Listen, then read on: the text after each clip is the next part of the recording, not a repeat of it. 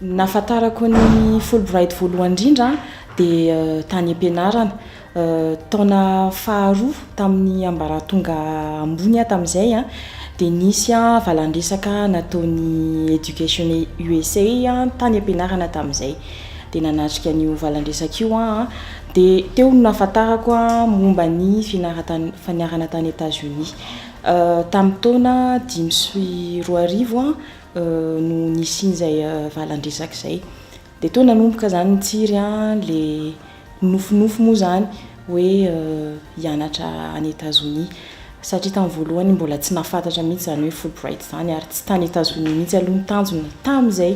fa nanomboka teo no tena hoe nanomboka nitsiry ilay finiavana sy ny fitiavana hoe hanomana ny fianarana any États-Unis.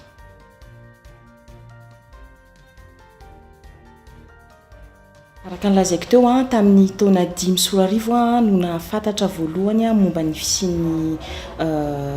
Fulbright dia 5 taona taty aoriana vao tena hoe nametraka ny antotan-taratasy rehetra fangatahana ny vatsim-pianarana Fulbright. Nandrina izay 5 taona izay vita moa ny fianarana teny ambaratonga voalohany dia niditra teo amin'ny sehatry ny asa aloha zany hoe ny asa teto atoerana ihany fa nandritra izay fotoana izay dia efa masahana aloha lay planina hoe hianatra any États-Unis dia teo nahita hoe inona ny lesoka tokony mbola arenina, inona ny zavatra tsara mbola ho atevenina ary tamin'izay ny zavatra tsapako aloha dia hoe marina fa tia miteny anglisy hatramin'izay ary hoe miezaka miresaka sy manoratra fa hitako hoe mbola tsara atevenina raha tsaraina izay fifehezana ny teny anglisy izay dia nanapa-kevitra hisoratra anarana ao amin'ny English Teaching Program ETP moa fahaizantsika azy hoe hianatra ny fiteny anglisy zany dia nandalo ndinga rehetrarehetra zany hoe fitsapam-pahaizana dia nianatra zany nandalina kokoa ny teny anglisy atao amin'ny ETP ary namarana hatramin'ny farany no tamin'izay. Ny zavatra faharoa koa hitako lesoka tamin'ny fanomanana ny Fulbright dia ny resaka matematika satria misy ny fitsapana anankiray fanadinana anankiray moa zany ao anatin'ilay dingana Fulbright izay antsoina hoe GRE izay misy lafiny matematika no resahanao dia tamin'ny fotoana izay indray satria efa elaela tsy nampiasa ny matematika dia tena hoe nangataka fanampiana tany am-pampianatra tany aloha resaka matematika dia tena nanao karazana fanazara-tena mihitsy moa zany amin'izay lafiny matematika izay dia izay no nezahana hoe natsaraina mba hampitombo kokoa moa zany ny kalitaon'ilay fangatahana nalefa ho amin'ny Fulbright.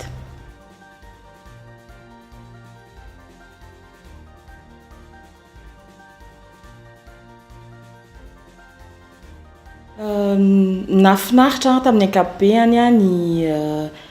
fiainana nandritra n'ilay programma Fulbright. Ny zavatra hoe hitako tena niova moa zany satria fianarana no naletany dia ny tsy fitovizan'ny fomba fampianarana zany izay nahazatra teto Madagasikara sy ny fomba fampianarana any États-Unis dia tsy maintsy niezaka zany nizatra n'izay fomba fampianarana vaovao izay. Omeko ohatra tsotsotra nareo ohatra amin'ny resaka fampianarana any États-Unis mitaky zany ny taranja izay lalovanao mitaky famakiana boky na lahatsoratra maromaro ary mitaky ihany koa fanoratana taratasy etomody maromaro ihany koa isa-taranja. Ary raha toka tsy tena hoe zatra mandalina an'izay hoe mamaky boky akademika io resahana io sy lahatsoratra akademika dia somary sarotsarotra ihany izarana an'izay. Faharoa manaraka an'izay koa ny ao am-pianarana zany tsy mitovy ny fombafomba fifandraisanao zany ianao sy ny mpampianatra sy ny mpiray kilasy aminao ohatra zareo mamelanja kokoa mamelanja be dia be moa zany ny fandraisanao anjara ary ny fitenenanao amin'ny taranja rehetra izay atrehanao zany dia mila mandray anjara zany ianao mila miomana meloha alohan'ny manatrika fianarana zany hoe vitanao ny famakina ny boky sy ny lahatsoratra ny takina ary mazava ho azy vitanao ihany koa ny nanoratra ireo entomody zay nitakina taminao de mila ianao zany mandray anjara amin'ireo resadresaka zay fanaovana ao ampianarana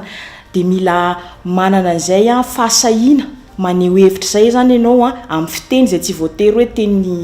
teny pirenenao le izy de miezaka ianao zany mandray anjara araka zay tokony ho izy de zay lafin'izay hitako tena hoe zava-dehibe tamiko aloha hoe nampitombo zay fahasahiana bebe kokoa maneho hevitra zay mampitombo ny fahasahianao mijoro amin'ny hevitrao ary mizara azy amin'ny manodidina anao ary ny zavatra faharoa koa hitako tena hoe noentiny zay fampianarana tany États-Unis zay le hoe mila ianao zany mikaroka ahafahanao mamita ireo entomody izay angatahana aminao satria tsy vitany hoe manoratra fotsiny ianao de averina le entomody fa mila fikarohana manokana zany ary fikarohana maromaro mihitsy aza ahafahanao manatateraka ireo entomody sy laza adina samihafa faharoa manarak'izay hitako zavatra tena hoe nampivelatra ihany koa satria ny lalam-piofanana zany zay nataoko tany mitaky tsy hoe fianarana ny an-tsekoly fotsiny fa mila ihany koa ianao manao fizaran'asa zany eo anivona vondrona na ivitoerana na orinasa amin'ny resaka asa sosialy zany de tany koa no mianatra fomba fiasana vaovao ary ihany koa miezaka zany ianao mianatra ny kolotsaina eo amin'ny ivony asa any Amerika zany any États-Unis de miezaka ianao zany na de hoe efa niasa taty Madagasikara alohan'ny nandehanana tany misy zavatra tsy mitovy ny fomba fiasa zany rehefa eo anivon'izay sehatry ny asa zay ianao any États-Unis de zay fahaizana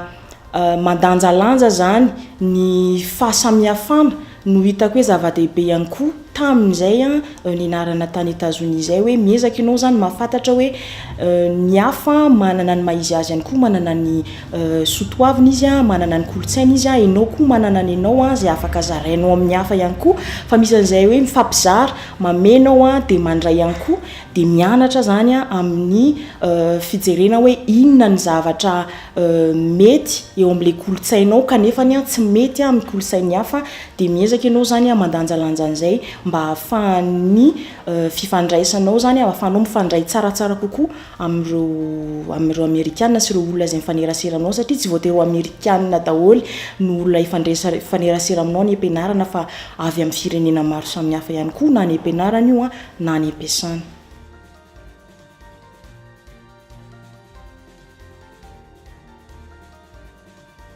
Ny zavatra sarotra indrindra hitako de le miezaka ianao zany mifehy amin'le fiteny aloha satria iny aloha zava-dehibe ahafahanao mifanerasera ahafahanao mianatra ahafahanao miasa ahafahanao miaina amin'ny fiainana andavanandro ny voalohany aloha zany zavatra mety hoe fahazarana moa le izy hoe miezaka mandika teny ianao na amin'ny teny gasy avadika teny anglisy na teny frantsay avadika teny anglisy de misy fotoana fohifohy zany ahafahanao tena hoe mandalina tsara n'le fiteny za manokana aloha manondritra an'le volana voalohany somary nila fotoana kely zany izarana an'le sofina izaran'le saina koa zany tena hoe afehan'le fiteny fa fifaliana sisy ohatry zany rehefa hitanao hoe mandeha ho azy amin'izay avy eo le saina tsy miezaka be tsony na le saina mieritreritra na ianao le miteny tena hoe manamora ary manamaivana be anao lay fifehezana an'izay zavatra zay faharoa manarak'izay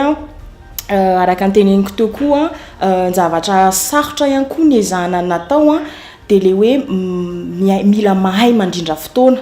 ary mahay mametraka lahara-pahamehana zany satria no sady mianatra no sady miasa no sady mikarakara olona anao koa etsy andanina satria mipetraka rery de miezaka ianao zany manana an'izay hoe fifehezam-potoana zay ary bebe kokoa lavitra kokoa no ny fifehezana fotoana zay mety hoe nahazatra teto Madagasikara moa zany ary eo amin'izay lafin'izay koa amin'ny resaka hoe manoratra ianao ny soratra mety nahazatra anao mety hoe soratra manoratra zavatra tsotsotra nefany a le lahatsoratra angatahana aminao a lahatsoratra akademika zay manana ny rafitra sy ny lamina fanaraka amin'izay de ny zavatra niezahako natao a de tena hoe maka torohevitra eo anivon'ireo a mpanolotsaina pédagogique eo am-pianarana ary manatona ihany koa mpampianatra moa zany manampy ianao amin'izay a fifehezana an'ireo zavatra rehetra zay takiana eo amin'izay fianarana zay. Zay ny zavatra tena hitako hoe zavatra tsy maintsy natrehana moa zany ary faharoa manarak'izay koa ny atsika moa zany tsy voatery hoe le amin'ny maha-olombelona ireny hoe ny atsika somary mangatsika be amin'ilay faritra zay nisy anay moa zany de vao nanomboka le taom-pianarana vao taona voalohany a de fa somary namiry be mihitsy ny atsika de ianao koa zany mila miezaka koa zany vatanao a miezaka mizatra an'izay fiovana toetrandro zay a fiovana resaka hoe na eo amin'ny resaka ratsakafo io a na ny resaka hoe zavatra zay mety hoe nahazatra anao zany de mila fizarana zay zavatra zay kanefany a tao anatin'izay rehetrarehetra zay a nafinaritra ary nampivelatra be be mihitsy a ny fiainana zay hoe Fulbright zay.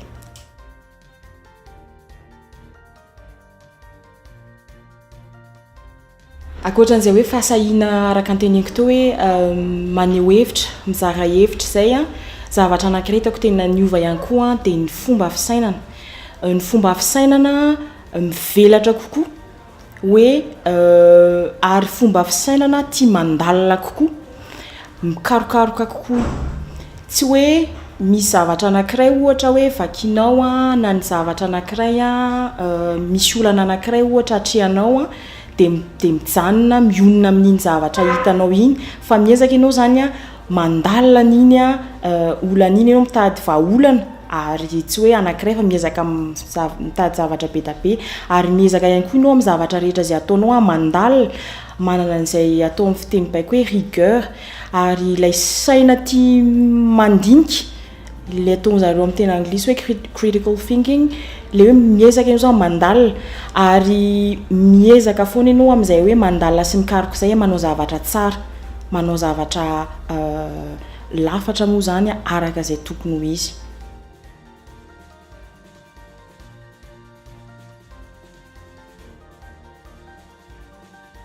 Zavatra voalohany a tiako zaraina ho an'ny tanora malagasy zay maniry hianatra any États-Unis be da be amintsika mety hoe matahotra be da be ny mety manana sakana any anaty any hoe mbola tsy mahafehy teny anglisy tsy mahay an'izao na tsy mahay zao taranja ohatr'izao be da be ny sakana mety ataontsika any anaty any. Zavatra tiako ho tenenina amin'ny mpianatra sy ny tanora malagasy de hoe sahia mihoatra n'ireny sakany ireny satria manana ny maizy azy ianao amin'io anao io sahia mitondra an'izay maizy ianao zay ho amin'izay fianarana tianao atao zay satria ninina ny tantaranao ninina ny lalana zay ny lalovanao manana hozaraina ianao ary manana ny maizy anao ianao. Faharoa manarak'izay mila fantatry ny tanora ihany koa zay te hirosaka eo amin'ny fianarana Fulbright mila manana tanjona sy vina mazava tsara hoe inona ny zavatra tianao atao eo amin'ny fiainanao, inona ny tanjona tianao apetraka amin'ny lavitrezaka io na amin'ny fotoana fohy io mila fantatrao mazava le izy ary miainga amin'ny nofinofinao le izy miainga amin'ny zavatra tena tianao miainga amin'izay ary aza atao hoe nofy ao an-tsaina fotsiny le izy fa tena hoe soraty le izy hoe inona lay vina inona lay tanjona ary ao anatin'izay hoe mametraka antsoratra zay manana ianao planina mazava manana paikady araka anteneniko teo tamin'ny taona 5 nafantatra momba ny Fulbright 5 taona eny taona taty aoriana vao tena hoe nametraka ny fangatahana satria nisy fiomananao ary zay hoe fiomanana zay angambany no hitako hoe tena zava-dehibe indrindra amin'ny fangatahana ny vatsim-pianarana Fulbright mila miomana ianao mila mahafantatra ny tenanao ianao hoe inona ny zavatra mbola tokony ho atsaraina inona ny zavatra mbola tokony ho arenina ary mitady ny fitaovana sy ny fomba maro samihafa afanao manatsara an'izay lesoko izay. Raha ohatra hoe mbola mila tosika ny teny anglisinao a dia maro a ireo fomba afanao manatsara izay. Raha tianao ampitomboana araka teneniko teo ohatra hoe ny fahaizanao matematika dia mitadiava fomba afahana manatsara an'izay. Dia aza matahotra mangataka torohevitra na eo amin'ny mpampianatra io a na amin'olona izay hoe mpanabe a na ireo izay manana fahaizana ny manana traikefa amin'izay resaka hoe fianarana makany Etazonia izay a, maka vaovao, maka loharam-baovao a matotra tsara amin'izay hoe dingana rehetrarehetra tokony lalovan'izay ary manova ny fiomanana tsara ahafahana manao an'izay dingan'izay. Aza miandry ny fotoana farany vao manao an'le fangatahana fa tena homano tsara le izy. Ary farany a, ninona zavatra ho ataonao na zavatra fanirinao a, io fangatahana Fulbright io a misy hoe fandresen-dahatra no atao ao.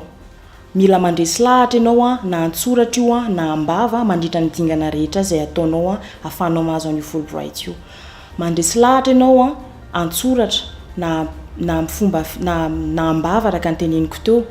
Ka na ahafahanao mandresy lahatra olona, ianao aloha no mila resy lahatra voalohany. Dikan'izay a, mila tena hoe masaka ao anaty ao ilay fitiavanao a andeha hianatra any Etazonia ary inona ny antony andehananao any. Satria raha tena hoe masaka ao anatinao ilay fitiavana hoe hianatra any ary manana an'izay hoe finiavana izay ianao a,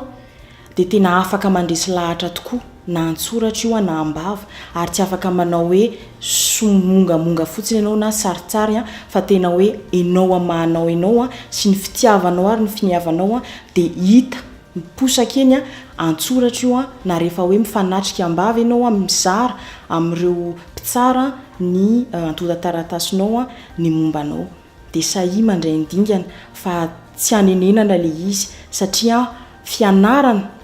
no andehanana any, hoe mitombo zany ny fahalalanao, mitombo ny fahaizanao ary mitombo zany ny fahaizanao manome sehatra anankiray ary tena hoe manana fiantraikany izay a na ho aminao amin'ny maha-olombelona anao fa indrindra manodidina anao a sy ho an'ny firenena moa mazava ho azy.